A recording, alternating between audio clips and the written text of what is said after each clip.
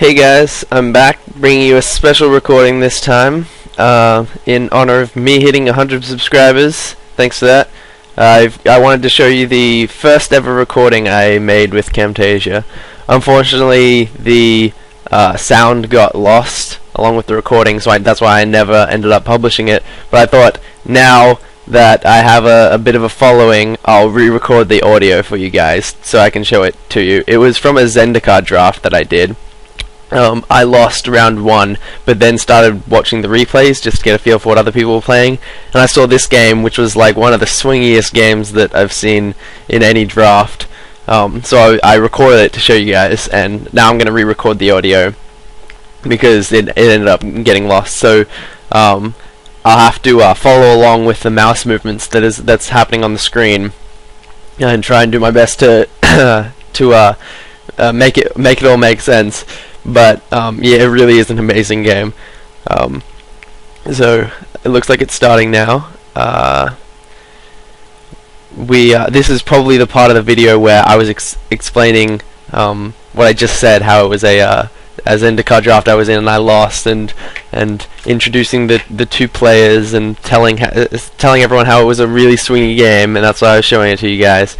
And now it's starting to play. Start off turn 1 Explorer Scope. It's a pretty quick start. Turn 1 play. See where it goes from there. It's a little slow in the beginning, although there are some definite good cards, like the one that's about to come out right now. The Vampire Nighthawk as the first real play is a pretty amazing first real play for this game. The real magic happens later on. For now, we'll just see. Well, Cunning Sparkmage comes down turn 4, which kills the top player's only play. Pillarfield Ox to not do much at all, because Vampire Nighthawk can carry that scope, take to the skies, start gaining life and dealing damage. It looks like the bottom player is in a really decent position here, but then Shepherd of the Lost comes out, and that can block Nighthawk pretty well, so we're already at a bit of a stalemate. Nothing can happen here until a removal spell takes out the Shepherd and Nighthawk gets in. So it looks like our bottom player has all the answers, except another removal spell, and we're back to a stalemate. So the two large creatures have been played, 2 large creatures have been killed, but right now the bottom player is at a significant life advantage because of that Nighthawk. So let's see if he can take advantage of that. He just plays a 3/3, no swamps to swamp walk over. But combined with Cunning Sparkmage, a 3/3 can take down the 2/4.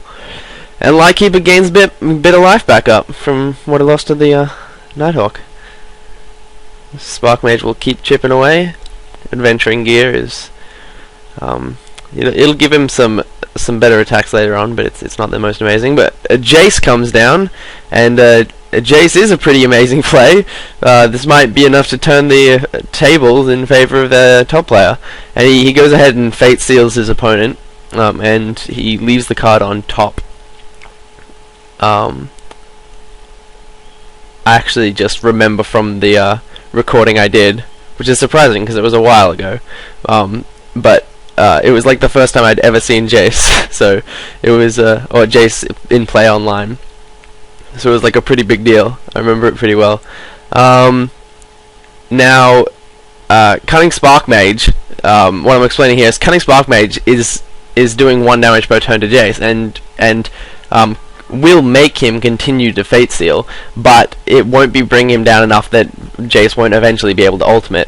So in playing Anowon here, he's going to lose his Cunning Sparkmage and lose the ability to keep pinging Jace, but it is a good enough play if he wants to try and kill Jace, because Cunning Sparkmage can't actually do that. And Core Sanctifiers takes out the Adventuring Gear. So if the bottom player draws a land, it'll be a less of a gruesome attack. He gets 2 more pings in a Jace, and sacrifices Sparkmage. Now he only has vampires on the field now, so he's not sacrificing anything else. Doesn't play anything.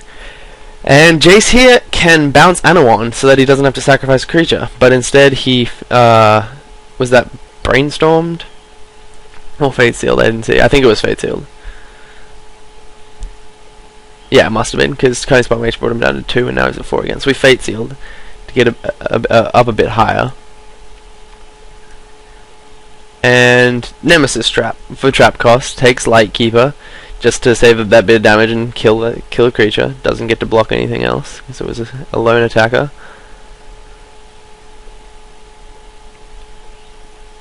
And top player is sacrificing creatures, the bottom player isn't, but he's still not bouncing. Another vampire comes down, so still no sacrifices have to happen, but he brainstorms instead of bouncing Anowon. Apparently he has an answer he's trying to find. And another sacrifice, and here comes the attack. Try and take Jace down a little bit. And he taps his planes on accident instead of blocking. Blocks Lacerator to kill it. And Jace will take 3. And I'm pausing here for some reason to explain something. I don't know. Jace taking 3, kills Lacerator. Fate Seals again. Get him up a bit higher. Keep him out of range of being swung into death. And Walking Atlas gets to be sacrificed. So that takes the sacrifice. And only attacking with his one creature. Neither can die to his wall, so he's fearing some kind of trick, like Arrow Volley Trap is like an attacking trick. I'm not sure there's anything else in blue or white. There's like instant pink speed creatures in green and Nemesis Trap in black, but in white I think there's only Arrow Volley Trap. Now he has to discard, he has to sacrifice his wall, and he gets free reign to attack Jace, but he still is attacking him with just one, so he is fearing Arrow Volley Trap.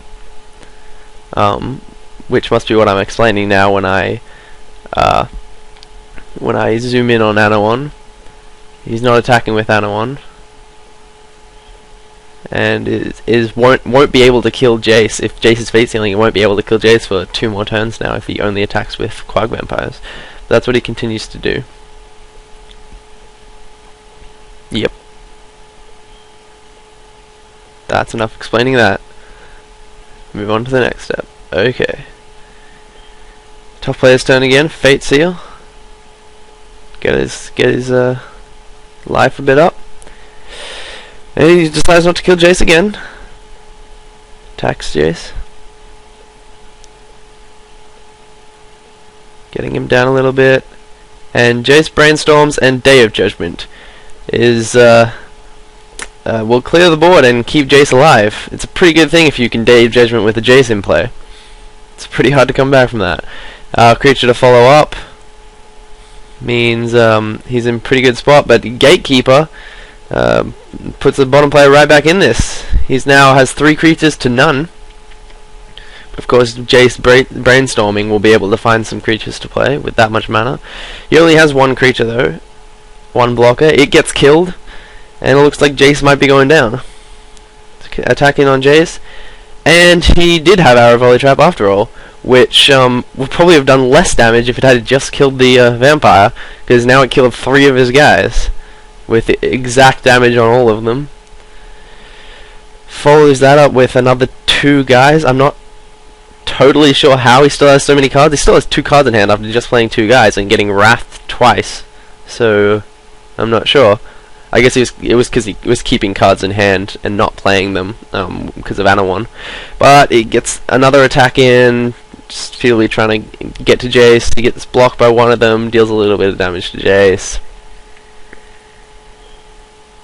I don't know why I'm zooming in on Explorer Scope. And okay, third Wrath spell of the game. This one happens to be Foil.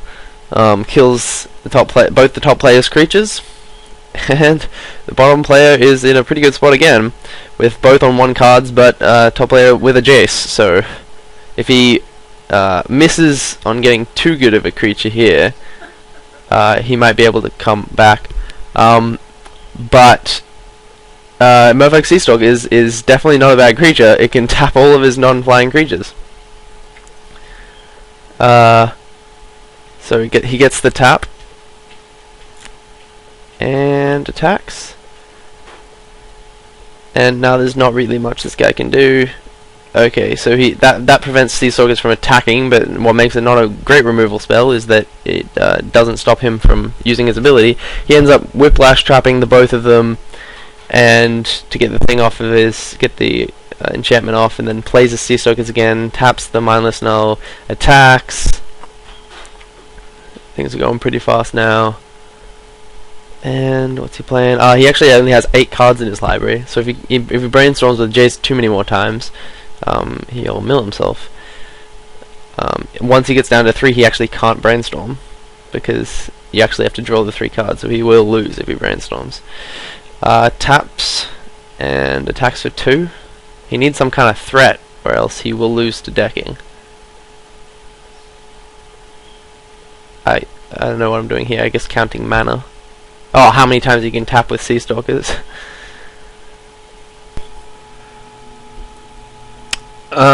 And he plays another creature, but it can be tapped, so Goblin Warpaint is pretty useless. And Jace is actually up to 13. So, 13. So there wasn't actually any decking threat. I didn't realize he was actually fate sealing with Jace instead. So he's able to get the ultimate off next turn, and so the bottom player concedes. So yeah, that was a pretty exciting game. Very swingy. Jace into Wrath into Foil Wrath, with the next creature being gatekeepered, and then another bomby creature coming down. And the beginning of the video was pretty exciting as well, with third turn Nighthawk into one of the only creatures that can block Nighthawk profitably, into double removal spells to get rid of both of them. So yeah, I thought it was a pretty exciting game, and I hope you guys enjoyed watching it.